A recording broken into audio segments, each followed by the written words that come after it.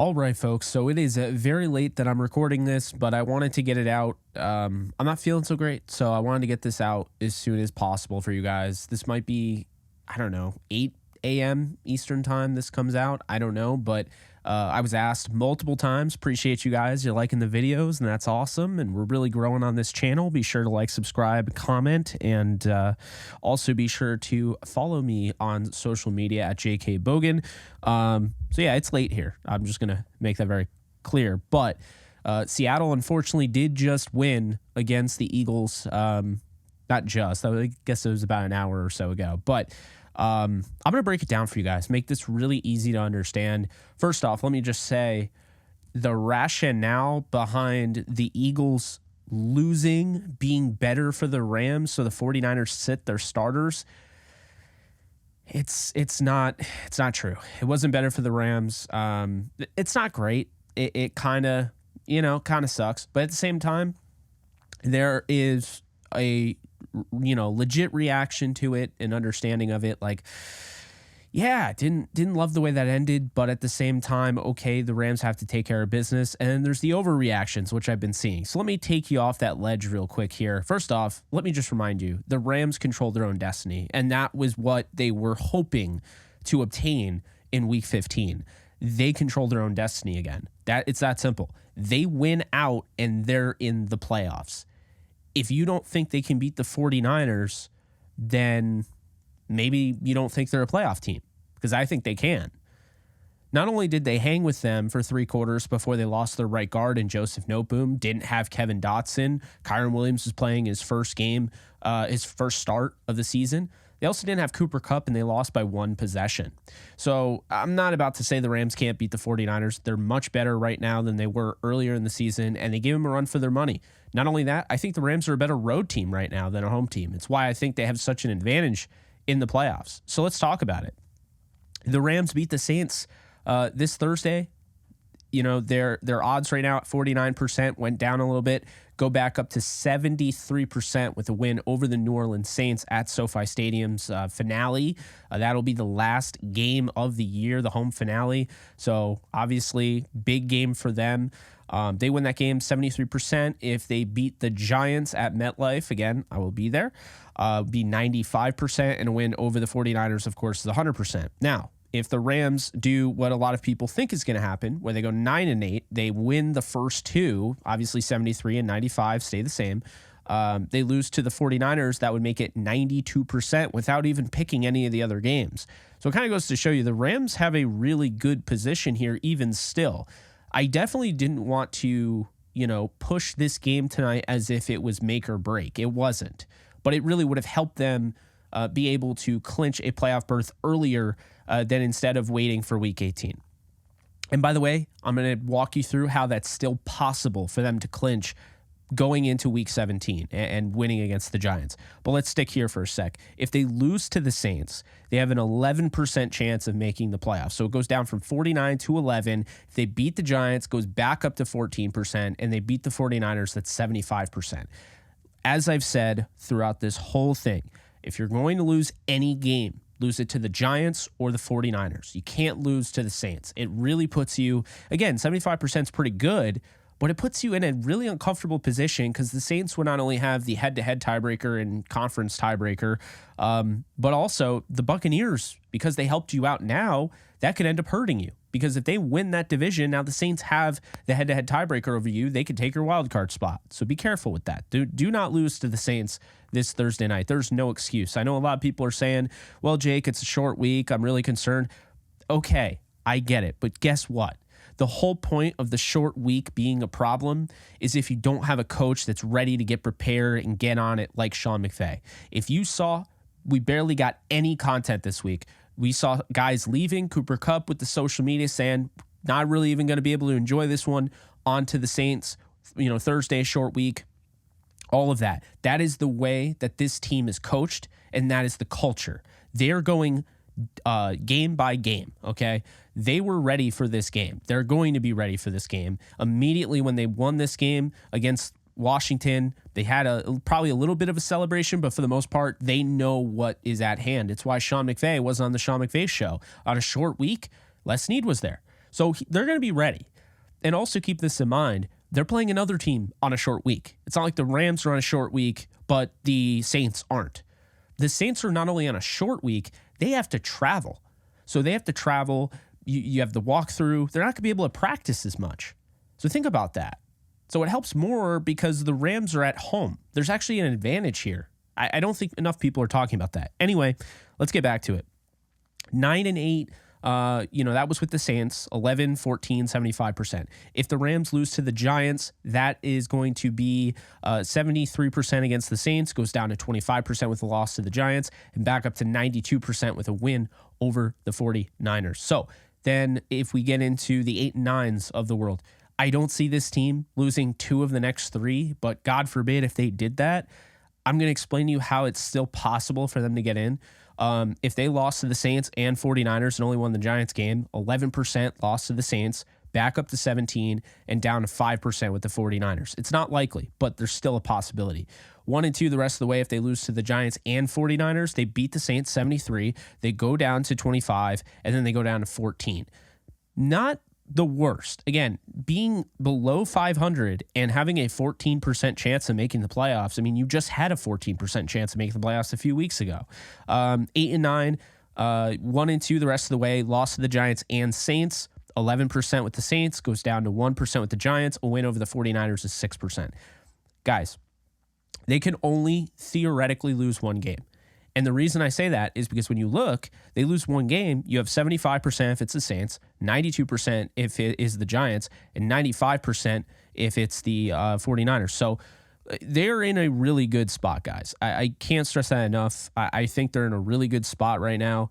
ESPN Analytics Matchup Predictor has them, 60.1% chance of beating the Saints, 81.9% chance of beating the Giants, and of course they give the 49ers a 74.4% chance of beating the Rams, but there is a chance that they will be resting their starters week 18, especially if they beat the Ravens on Christmas. So keep that in mind. That's still very much a possibility here. So let's talk a little bit about the what you need to know going into this week. So week 16, they currently have a 49% chance. They beat the Saints. It's up to 73. Now, assuming they have that locked in, the Titans' victory over the Seahawks, that would be huge. That would put them at 79%. The Panthers' victory over the Packers, without including the other one, would get them to 79%. A Lions' victory over the Vikings actually became the 4th most important thing of the week, surprisingly. That's 76. Cardinals, it goes up from 73 to 76 if they win against the Bears. The Colts, a victory over the Falcons. Right now, the Falcons just aren't in a good place after losing the Panthers. So it's not a huge deal, but it does go up a percentage point. And same thing with the Eagles over the Giants. But in reality, these 7 things don't have to happen. Week 17, going into that, they have a 73% chance with just a win over the Saints. You give them a win over the Giants, of course, as I said, 93%. Then you have the Steelers win over the Seahawks, would put them at 99%. And of course, you move up a spot, so 94% if the Vikings beat the Packers.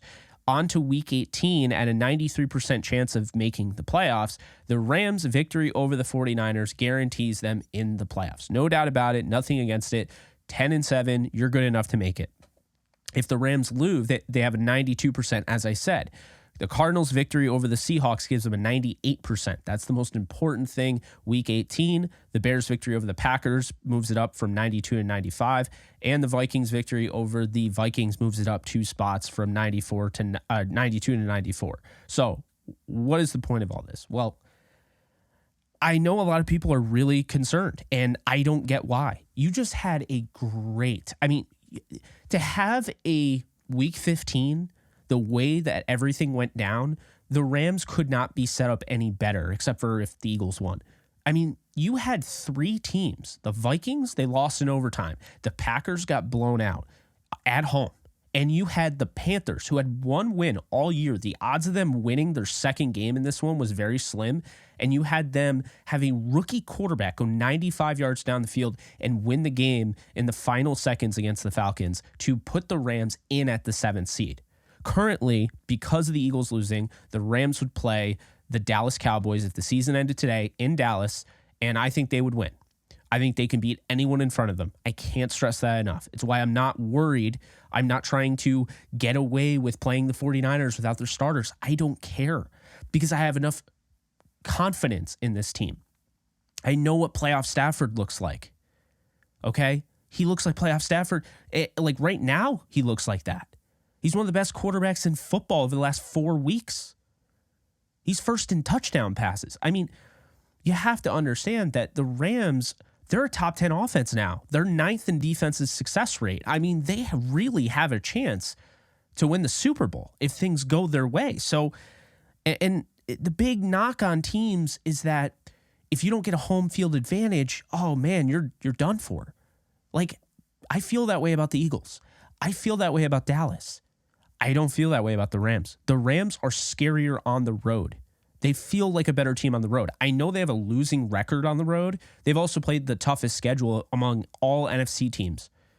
Dallas has played the easiest schedule, and they have the same record. I'd be more concerned about Dallas on the road than the Rams.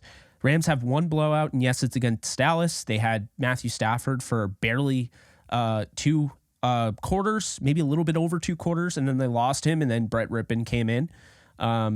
And it wasn't their game. They didn't have Kyron Williams. Things would be a lot different. So I'll wrap up this video to make it very simple for you guys. If you are petrified of the 49ers game in Week 18, I'm not going to say I blame you. Here's the thing. The Rams can still clinch a playoff berth before Week 18. So Week 17, in order for this to happen, the Rams have to go 2-0 in both scenarios, right? Has to happen. The first scenario, the Lions win in Week 16 against the Vikings. Keep in mind, the Lions still have an outside shot at the number 1 seed. They're not going to be resting their starters, much less with 3 games left to go. And definitely not against a rival who they could let in the playoffs. Not happening. I like Jared Goff on the road and the Lions on the road against Nick Mullins. That defense is tough, but I think they win the game. That needs to happen. The other thing that needs to happen for the Rams to beat the Saints and the Giants, the Seahawks have to lose either against the Titans or the Steelers. Obviously, if they don't lose either, then you want them to lose against the Cardinals in Week 18. But if they lose to either the Titans in Tennessee or against the Steelers in Seattle, then the Seahawks, the Rams combination of winning, the Seahawks losing brings their ceiling down from 10-7 to 9-8. The Rams could then lose a game and it's clinched because Seattle would have 8 losses. They have the tiebreaker over Seattle. The Rams do, head-to-head. The Vikings would have 8 losses, and the Packers would have 8 losses going into this one with a game against the Vikings. So by virtue, one of those teams sitting at 8 losses has to get a loss. And if they get a tie, it doesn't matter. So that's how that works. The second scenario is a little bit more convoluted. It's 2-0 versus the Saints and Giants. The Lions win in Week 16 against the Vikings. The Panthers win in Week 16 over the Packers. And the Packers in Week 17 beat the Vikings. If all that happens, then the Rams have clinched the playoffs in Week 17. Both of those things can happen. Last thing, and I hope it was a fat chunk of information for the postseason. New York Times. Very special shout out to them. They've made my job a little easy here. This is how they see the NFC playoff hunt according to the teams left and their chances. The Lions have around a 99% chance of making the playoffs, so they're going to make it. 95% to win the division, so the NFC North is pretty much in the bag. The Buccaneers have a 78% chance with a 67% chance of winning their division in the NFC South. The Vikings have a 53% chance of making the playoffs and a 29% chance of getting the 6th seed. The Rams currently have a 49% chance of making the playoffs and a 25% chance of making the 6th seed. The Seahawks have a 45% chance with a 23% chance of getting the 6th seed. The Saints have a 41% chance with a 29% division win percentage of taking over the NFC South. The Packers have a 23% chance with an 11% chance of getting the 6th seed. And the Falcons have a 7% chance with a 4% chance of winning the NFC South. So what is the point of all this? Well, the Rams are in a really good position. I think, after watching the Eagles the last few weeks, they're 5-4 over the last 9. Watching the Cowboys just look abysmal on the road. I think the Rams are the second best team in the NFC. I really believe that. I think the two best teams right now, outside of the obvious 49ers and Ravens, I think the Rams and the Bills are getting hot at the right time. I understand, people are concerned. I think this Rams-Saints game is going to be a little close. It might be something where the Rams kind of take off at the end, but I think the Saints are going to give them a game. I have 24-13, I believe, or 23-14. I think it's 23-14. So they would be finishing under that 24 points that they have, that they're 6-1 when they score at least 24 points. And I feel like that's a credit, and just giving respect to the Saints and the way they've been playing as of late. At the same time, I'm a big fan of looking at the resume. And the Rams, the resume checks the box. They were tough against the Ravens. They blew out the Browns. They blew out the Cardinals. Yeah, the Commanders game wasn't all that great, but still, in reality, they pretty much dominated the entire game. They beat the Seattle Seahawks, okay?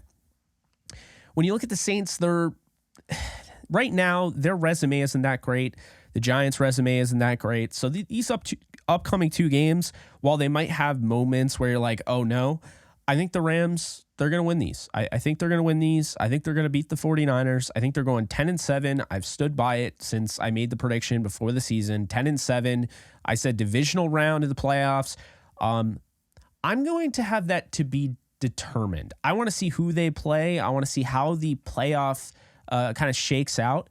And depending, I might pick them to go to the Super Bowl, because I really feel like right now the team that we're seeing right now with the Rams, barring some health concerns or anything like that just all of a sudden show up, that's just unforeseen, this Rams team can beat anybody put in front of them, including the 49ers. And they've already proven that they could have done that in week 2. So, guys, like I said, big importance here is that the teams that are playing really good football in December, they're getting consistency, they're getting into grooves, they're getting into rhythms, they're developing their offense further, they're getting creative, they're getting dominant, consistent, all that. The teams that are winning road games, the teams that are fierce, competitive, these are the teams that most likely are going to win the Super Bowl. They give you the best chance. Like a team I'm not betting on the Dolphins. I'm not betting on the Dolphins, not on the road, because I don't think that they are going to be. I don't think the AFC runs through the Dolphins. I don't. Another team I'm not betting on. I am not betting on the Chiefs. I'm not doing it. I don't care about last year. I do not care. They don't have receivers. I'm not betting on them. They haven't been that impressive, in my opinion. I'm not betting on them. In the NFC, I'm not betting on the Dallas Cowboys. Let's see. For the most part, it looks like they're going to be on the road. If the Eagles, with a really easy schedule upcoming, and by the way, Dallas has to play Detroit. They also have to play Miami. And they're also going to be on the road against Miami. If a team that has the easiest schedule is that bad on the road and is getting blown out, I don't have trust in them. So when you eliminate it, you narrow it down, 49ers, the Ravens. I like Super Bowl winning quarterbacks that have really good defenses. So maybe the Browns have a shot with Joe Flacco if he continues to play the way he's playing. The Colts, they feel too early. I don't feel like they're that. The Jaguars, I don't see it, but I do like Doug Peterson, Super Bowl winning head coach. The Bengals are interesting, but Jake Browning has no playoff experience. I really like the Bills in the AFC and the Ravens. I feel like those are right now my two teams that I would put money on. The Bengals, I think, are a sneaky pick, but not an easy one. And in the NFC, I like the 49ers. I like the Rams. And after that, I mean, you have two Super Bowl winning quarterbacks in the NFC. Both of them are on the Rams. The Eagles right now, I used to think that this is just kind of, oh yeah, they're falling off. They're going to figure it out. I don't know. You don't switch your defensive coordinator in week 15. You don't switch him out in week 15 if you're a serious Super Bowl team. I hate to say it, but the Eagles might be cooked. And we've kind of seen it. The Cowboys, like I said, get blown out by the Bills. And they don't look good on the road. Tampa's interesting, but I wouldn't say Tampa because Tampa still has consistency issues. They were great against the Packers, but the Giants beat the Packers. So how good are the Packers? Then you have the Seahawks. Interesting team. Do you think they could go to the Super Bowl? No. So I think in reality, it's the Ravens it's the Bills. I think the Browns are intriguing with that defense. And then the NFC, I think it's the 49ers and the Rams. I think the Rams are the only chance the NFC has of the 49ers not going to the Super Bowl. I'm just going to say that right now. I was really high on the Lions coming into the season. I think the Lions would have the worst time against Matthew Stafford in that defense. I don't think, first off, the defense can't stop a nosebleed. You know, okay, they were good against the Broncos. But I mean, we saw Jordan Love throw all over the yard. We've seen teams abuse them. The Ravens blew them out on the road. The Rams, that same Ravens team, the Rams took off the bye and took them down to the wire. Should have even won the game. So, yeah, I mean, could I see the Lions getting hot? Sure. The Vikings, absolutely not. They don't have Kirk Cousins. If they had him with the way the defense is playing, okay. The Saints, I don't think so. Falcons, no. So, I mean, really, like I said, Bills, Ravens, Rams, 49ers, maybe Kansas City gets hot, maybe the Lions, and maybe the Bengals. I really feel confident that the big four in the NFL, the four best teams right now, and I can't believe I'm saying it, are currently the Rams, the 49ers, the Ravens, and the Bills, in no order. So that's all I got for you guys. Appreciate you guys hanging out, and I hope you guys enjoyed this video. I know a lot of you requested for it, so I wanted to record it as soon as possible. Was working on an article, and it got a little late. It's almost 3 a.m. on the East Coast, so appreciate you guys, and I'll see you guys soon. Later, folks. Start playing Pick'em or Weekly Fantasy for any sport today, Jake. Users will receive a 100% deposit match up to $100 if they use promo code OTE at sign up. Start playing Pick'em and Weekly Fantasy Football today with Underdog Fantasy. Do you love talking about the Rams, the NFL, or just want to be a part of a community?